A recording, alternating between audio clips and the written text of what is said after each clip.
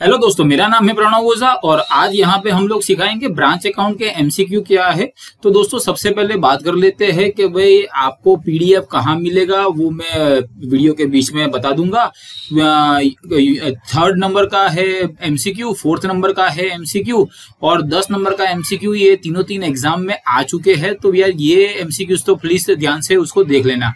ये करने के बाद हमारे बहुत सारे वीडियोस है जो आपको मिल जाएंगे, और अगर आपको कोई दूसरा वीडियो चाहिए तो प्लीज आप कमेंट कर देना। तो चलो दोस्तों यहाँ पे शुरू करते हैं। वीडियो थोड़ा सा लंबा चलेगा, ज्यादा नहीं, बिकॉज कॉन्सेप्ट भी मैं एक्सप्लेन करूंगा।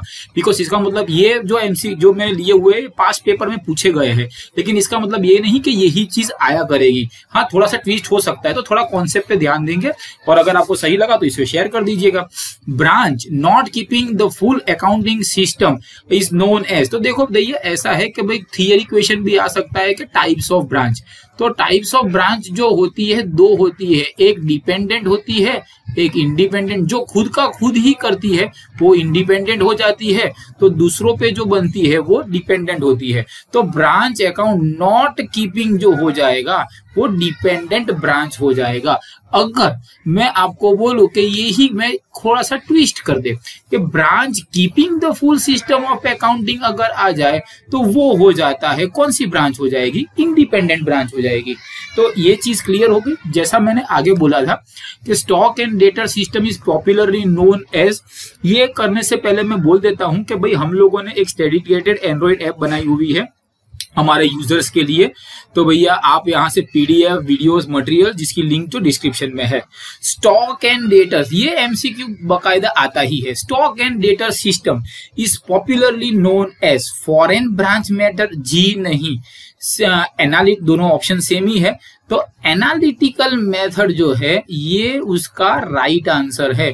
तो याद रख लेना, स्टॉक एंड डेटर अगर लिखा है तो आंसर उसका है एनालिटिकल।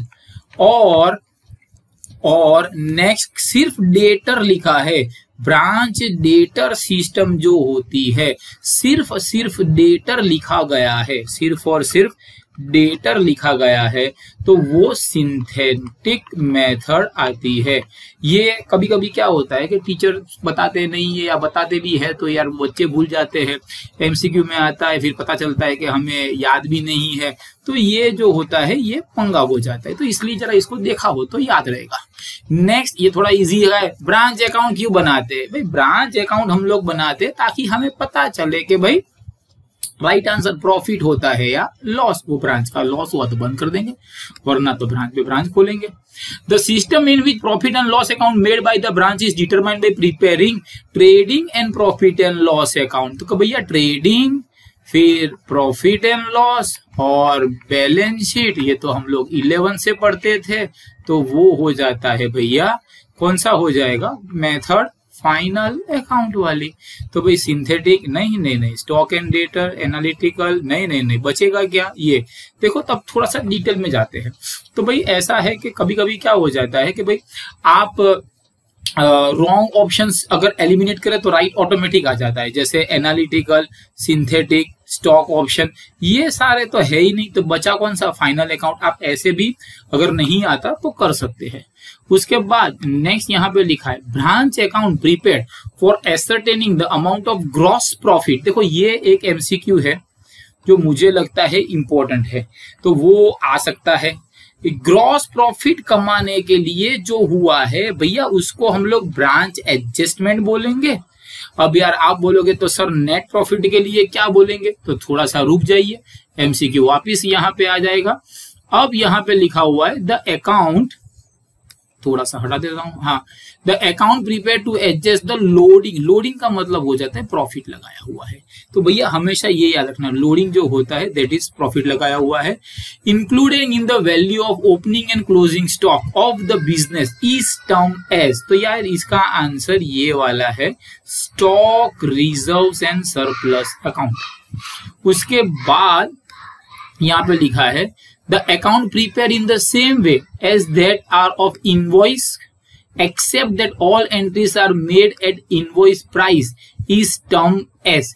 तो यार जब ब्रांच अकाउंट का जो हमारा पूरा बड़ा सम है उसके अंदर अगर हम देखने जाए तो जब इनवॉइस मेथड या कॉस्ट एट इनवॉइस अगर होता है तो वो ब्रांच स्टॉक अकाउंट में आता है। तो ये भी याद रखना कि भाई ऐसा एमसीक्यू है तो कहाँ जाएंगे, भाई ब्रांच स्टॉक अकाउंट के अंदर आ सकता है। Which method is adopted generally branch of small size, भैया स्मॉल साइज है तो ना एनालिटिकल आएगा, स्मॉल साइज है तो फॉरेन तो नहीं आएगा, स्मॉल साइज है तो डेटा सिस्टम तो उसमें आता है, जो आगे बोल दिया। नेक्स्ट यहाँ पे बचेगा ये, तो डेटर वाला जो है that is our right answer. Next यहाँ पे बोला है in which method goods are send by head office to the branch at invoice price. अब यार इनवॉइस प्राइस पे बेचेंगे, आंसर यहाँ से ही मिल जाएगा। इनवॉइस प्राइस पे बेचते हैं तो यार उसको इनवॉइस मेथड बोलते हैं। फिर और 2-3 एमसीक्यू है, देख लेते हैं वो भी।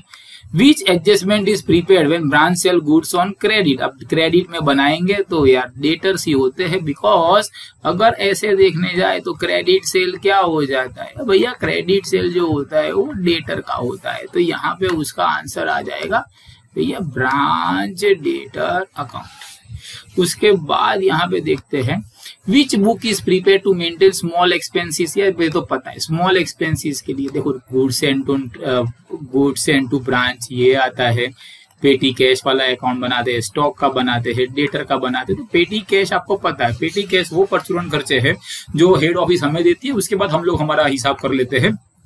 तो यहाँ पे मैनेजमेंट बुक स्मॉल एक्सपेंस के लिए नहीं होती है, तो नन ऑफ द अबाव भी नहीं आएगा, अकाउंटिंग बुक भी नहीं होती है, और ये मैंने कॉन्सेप्ट समझाया तो पता चल जाता है कि भैया ये पेटी कैश के लिए ही है।